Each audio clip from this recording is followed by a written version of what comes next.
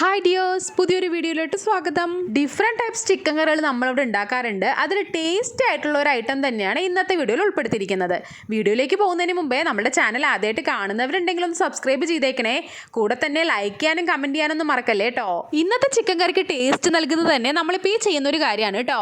ആദ്യം തന്നെ ഉലുവയും കുരുമുളകും പട്ട ഗ്രാമ്പൂ മറ്റേ പൂവൊക്കെ ഉണ്ടല്ലോ, അതിൻ്റെ കൂട്ടത്തിൽ തന്നെ ചെറിയ ജീരകവും കൂടെ ഇട്ടിട്ട് നല്ല രീതിയിലൊന്ന് ചൂടാക്കി എടുക്കുന്നുണ്ട്. ഹാഫ് കേജിൻ്റെയും താഴെയാണ് നമ്മളിപ്പോൾ ചിക്കൻ എടുത്തിരിക്കുന്നത്. അതിനാവശ്യമായിട്ടുള്ള അത്രയും അളവിലാണ് കേട്ടോ ഇപ്പം നമ്മൾ ഈ പട്ടയും ഗ്രാമ്പൊക്കെ എടുത്തിരിക്കുന്നത്. അത് ചൂടായി വന്നപ്പോൾ മാറ്റി വെച്ചിട്ട് അതേ പാത്രത്തിലേക്ക് കുറച്ച് വെളിച്ചെണ്ണ ഒഴിച്ചിട്ട് ചിക്കൻ ആവശ്യമായിട്ടുള്ള അത്രയും ക്വാണ്ടിറ്റിയിൽ മുളക് പൊടിയും മല്ലിപ്പൊടിയും ചിക്കൻ മസാലയും കൂടെ ആഡ് ചെയ്യുന്നുണ്ട്. ഈ വെളിച്ചെണ്ണയിൽ ഈ മസാലപ്പൊടികളിൽ നല്ല രീതിയിലൊന്ന് ചൂടാക്കി എടുക്കുന്നുണ്ട്. പൊടികളുടെ പച്ചമണെല്ലാം പോയിട്ട് കുക്കായി വരുന്നവരെയും ഇങ്ങനെ ഇളക്കി കൊടുക്കാറുണ്ട്. പിന്നെ ചെയ്യാറുള്ളത്, കഴുകി വൃത്തിയാക്കി എടുത്തിരിക്കുന്ന ചിക്കനിലേക്ക് മഞ്ഞപ്പൊടിയും ഉപ്പും തൈരും ആഡ് ചെയ്ത ശേഷം അതിൻ്റെ കൂട്ടത്തിൽ തന്നെ നമ്മളിപ്പോൾ വറുത്തെടുത്തിരിക്കുന്ന പൊടി കൂടെ ആഡ് ചെയ്യും. എന്നിട്ട് ഇതെല്ലാം കൂടെ നല്ല രീതിയിൽ തന്നെ മിക്സ് ചെയ്ത് മാറ്റി വെക്കും കേട്ടോ. ഇനി ഒരു പാത്രത്തിലേക്ക് വെളിച്ചെണ്ണ ഒഴിച്ച് ചൂടായി വരുമ്പോൾ അതിലേക്ക് ആദ്യം ആഡ് ചെയ്ത് കൊടുക്കാറുള്ളത് ഇഞ്ചിയും വെളുത്തുള്ളിയും കുറച്ച് കൂടുതൽ ക്വാണ്ടിറ്റിയിൽ ചെറിയുള്ളിയും കൂടെ ചതച്ചെടുത്തതാണ്.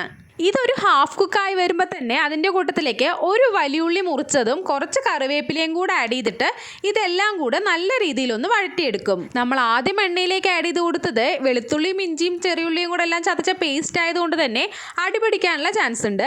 അതുകൊണ്ട് തന്നെ നല്ല രീതിയിലൊന്ന് ഇളക്കി കൊടുത്തുകൊണ്ടിരിക്കണേ. അതിൻ്റെ എല്ലാം പച്ചമണം പോയി നന്നായി വഴന്ന് വരുമ്പോൾ അതിലേക്ക് തക്കാളിയാണ് പിന്നെ ആഡ് ചെയ്യാറുള്ളത്. തക്കാളി കൂടെ ആഡ് ചെയ്തൊന്ന് ഇളക്കിയെടുത്തിട്ട് ഇതെല്ലാം കൂടെ വെന്ത് നല്ല രീതിയിൽ സെറ്റായി വരാനായിട്ട് കുറച്ച് സമയം അടച്ചു വെക്കാറുണ്ട് കേട്ടോ. 5-10 മിനിറ്റ് അടച്ചു വെച്ച് തുറക്കുമ്പോൾ തന്നെ തക്കാളി നന്നായിട്ട് തന്നെ വെന്തുടഞ്ഞ് സെറ്റായി വന്നിട്ടുണ്ട്.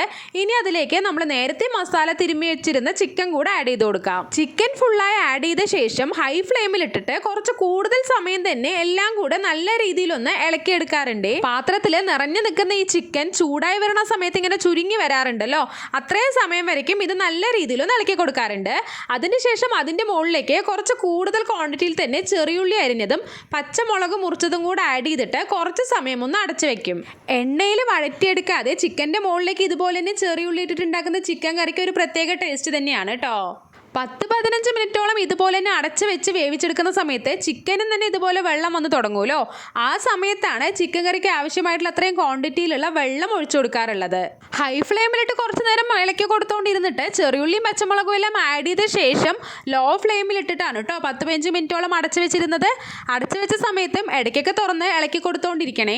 വെള്ളം ഒഴിച്ച ശേഷമാണ് അതിൻ്റെ മുകളിലേക്ക് നമ്മൾ നേരത്തെ വറുത്തെടുത്ത് വെച്ചിരുന്ന സംഭവങ്ങളുണ്ടല്ലോ, കുരുമുളക് പട്ട ഗ്രാമ്പു ഏലക്ക ജീരകമൊക്കെ, അതെല്ലാം കൂടെ പൊടിച്ചെടുത്ത പൊടി കൂടെ ആഡ് ചെയ്ത് കൊടുക്കുന്നത്. എന്നിട്ട് ഇതെല്ലാം കൂടെ നല്ല രീതിയിലൊന്ന് ഇളക്കി കൊടുത്ത് അടച്ചു വെച്ച് വേവിച്ചെടുത്താൽ അടിപൊളി ടേസ്റ്റിലുള്ള ചിക്കൻ കറി റെഡി.